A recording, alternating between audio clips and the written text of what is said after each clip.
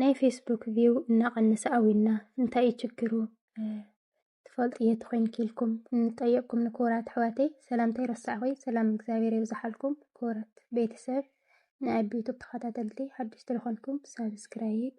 ላይክ ሼር ከምኡውን ኮሜንት እናገበርኩም ሓሳበይ ጠፍናይኒ ብንባርከስ ናብታ ቪድዮ ከብለኩም እየ ሰናይ ምክትታል መጀመርያ ከምቲ ልሙድ ናብ ፌስቡክ ንእታ ያናትኩም كم زجرنا في فيسبوك نتا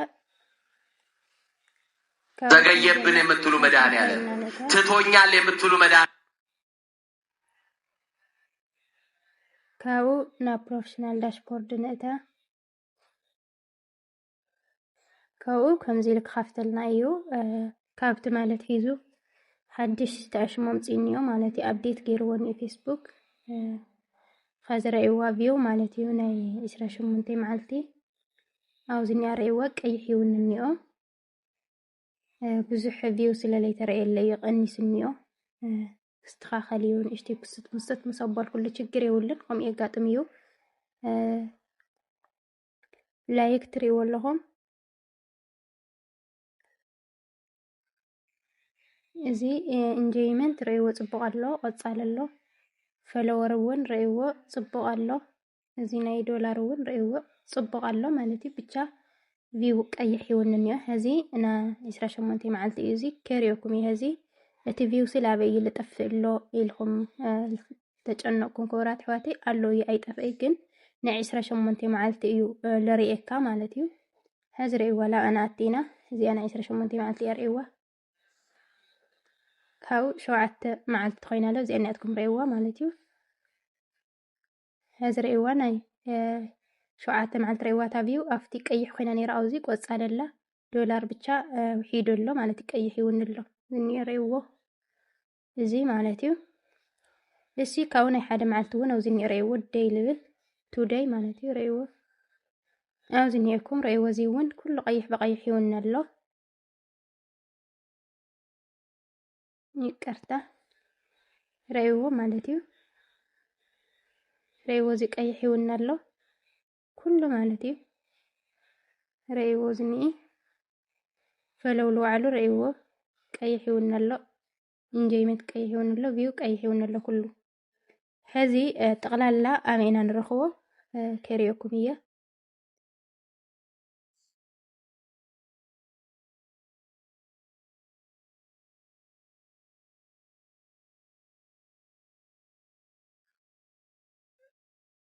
ايوه خزاريكم ايه عاوزين يكون ملك تقول لكم ان انا لا لبلني الى علي اني استنغوا زي امانتي ريوه كاو كان زيرو خافتلنا ايو معناتيو كزريوه املا علي اني ملك تقول لكم يعني نخي يسلل صنح خيو عاوزين ريوه زياتنا هو همزي لك خافتلكم هذه انا شوعه معلتي عاوزين يكون ناي 14 معلتي وزنيو ናይ 28 መዓልቲ ውዝኒዮ ናይ ሱሳደይ ኮምናሊ ቅጽል ማለት ይረይዎ ክስካብ ዋን ዩሮስኒዮ ማለት እዩ ክስካብ ሓደ ዓመት ስለዚ ከሪዮኩም ይሄ ጠቅላላ አፍቲ ናይ ሓደ ዓመት ክገብረየ ረይዎ ማለት እዩ ጠቅላላ ኣብ ሓደ ዓመት ልረኸብክዎ ቪው 12 ሚልዮን ይብለንሎ ማለት እዩ ቆጻል ኣሎ እና ኩሉ ጠቅሊሉ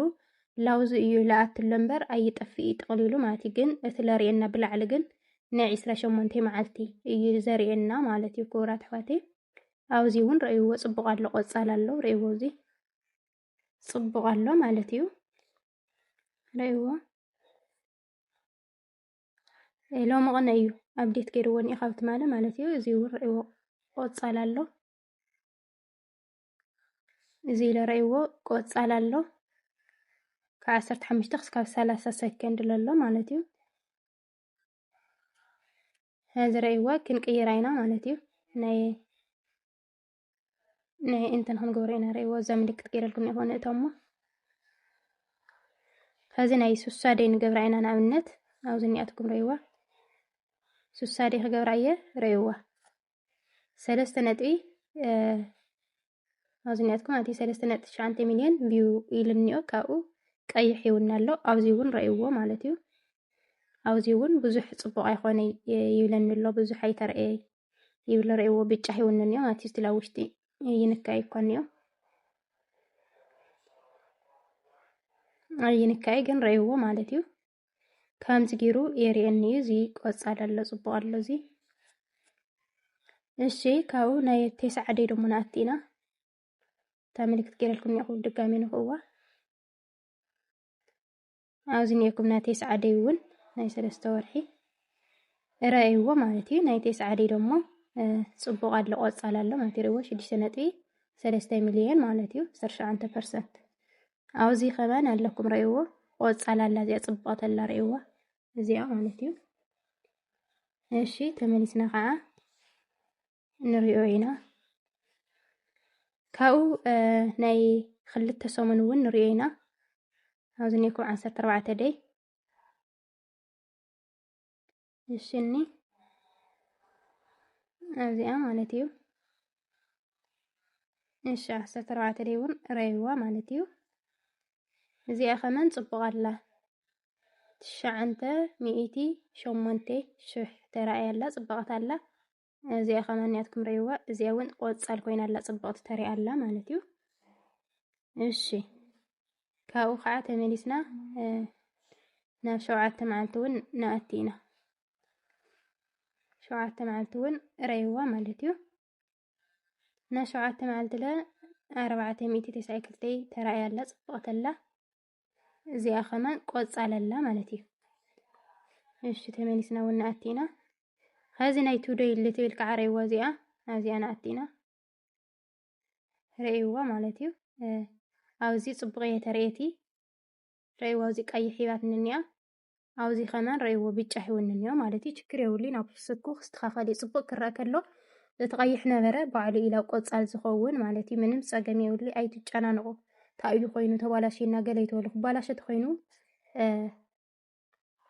ኣውዚኦም ትርእይዎ ማለት እዩ ክባላሽየኩም እንድሕር ደኣ ኮይኑ ዝኾነ ፀገም ተልይዎ ኣውዚ ፕሮፋይልኩም ኢኹም ቼክ ትገብሩ ኣውዚ እንድሕር ደኣ ብጫ ዝኾነ ምልክት ሂብኩም ኮይኑ ኣውዚ እዩ ተባላሽ ፕሮፋይልኩም እምበር ረእይዋ ማለት እዩ ኣውዚ ኸዝናተይ ምንም ቅፅዓት ዝበሃል የብለይ ቆጻል እያ ዘላ እዛ ፕሮፋይለይ ማለት እዩ ሞኔታይዝ ይኹን ጽቡቕ ኢለ ኣሎ ሓንሳ እሞ ኣብዚ ፕሮፌሽናል ዳሽቦርድ ከኣቲ ብጣዕሚ ተቐያይሩ በቃ ዞ ፌስቡክ ሲ ይጠፍአካ ኣብዚ ፕሮፋይለይ ከኣትና ኣብዚኣ ማለት እዩ ረእይዋ እዛ ሞኔታይዝ ትብል ረእይዋ ቆጻል እያ ለላ እዛ ፕሮፋይል ሪኮመንዴሽን ትብል ከዓ ቆጻል እያ ዘላ ማለት እዩ ምንም ኣነ ቅፅዓት የብለይ እግዚአብሔር ይመስገን ረእይዎ ማለት እዩ እዚ ሞኔታይዝ እዚ ከዓ ሪኮመንደር ማለት እዩ ምንም ቅፅዓት ልበሃል ወይ ምንም ዓይነት ጥሕሰት የብለይ እና ከምዚ ጌርኩም ኢኹም ቼክ ትገብርዎ ፕሮፋይልኩም እንድሕር ደኣ ብጫ ሂብኩም ኮይኑ ፕሮፋይልኩም ለ ቪድዮ ሰሪሐልኩም ኣለኹ ሪፖርት ግበረሎም ማለት እዩ ሪፖርት ግበረሎም ካብኡ ክኻፍቱልኩም እዮም ያኒ ይቅርታ ኢልኩም ሪፖርት ግበሩ ናፍቶም ፌስቡክ እና ረእይዋ ከምዚኣ ትመስል ከምዚኣ ጌርኩም ቼክ ግበሩ ኢኹም ረእይዋ ኣብዚ ኢለ ሪእኩም ኣሎ ማለት እዩ ኩሉ ነገር ኣብዚ ኢለ ርኢ ኣሎ ንኣብነት ክሪእኩም እየ ረእይዎ ማለት እዩ ቪው ኸዚ ኣብዚ ሓንቲ ሓሲባንያ ዶላር ገና ምንም የብሉ ኢንጆይመንት ወዝኒኦ ፎሎው ከዓ ረእይዎ ዝኒኦ ማለት እዩ ዘይረእያ ለላ እዚኣ ሕዚ እያ ምንም የብላን ኣብዚ እውን ኣለኩም ማለት እዩ ረእይዎ ናይ ዲሰምበር ማለት እዩ ዝሓስቦ ገንዘብ ኣብዚ የርኢ ተሓሲቡልኩም ከሪእኩም እዩ ምንም ለይብሉ ተኾይኑ ከዓ ከምዝናተይ ዘይሮ ክብለኩም እዩ ማለት እዩ ከምዚ ጌርኩም ቼክ ግበርዎ ኢኹም ጀመርቲ ንዘይትፈልጥዎ ትፈልጥዎ ኣለኹም ንዘይትፈልጥዎ እዩ ዝጠቕመኩም ክቡራት ኣሕዋተይ እና ከምዚ ጌርኩም ለስተኻኽሉ ኢኹም ፅሑፍ ብጫ ተሂብኩም ወይ ከዓ ኮፒራይት ተይልኩም ግን ኣስተኻኽልዎ ልስተኻኸል እንድሕር ደኣ ኣብ ቪድዮ ኮፒራይት ኢልኩም ኮይኑ ግን እቲ ቪድዮ ድሌት ግበርዎ ካብ ሕጂ ካብኡ ድምፂ ቀይርኩም ኣትይዎ ስታት ሰሪሐ ኣለኹ ቪድዮ ናንደገምክዎ ትርጉም የብልን ቪድዮ ሰሪሐ እየ ብዛዕባኡ ኣብቲ ቪድዮ ኣትይኹም ቼክ ትገብርዎ ትኽእሉ ኢኹም ኣብኡ ተስተኻኽልዎ ትኽእሉ ኢኹም ማለት እዩ ክቡራት ኣሕዋተይ እና ናይ ሎማዓንቲ ግዜ ግዜኣ ትመስል ካልእ ቪድዮ ንዕኡ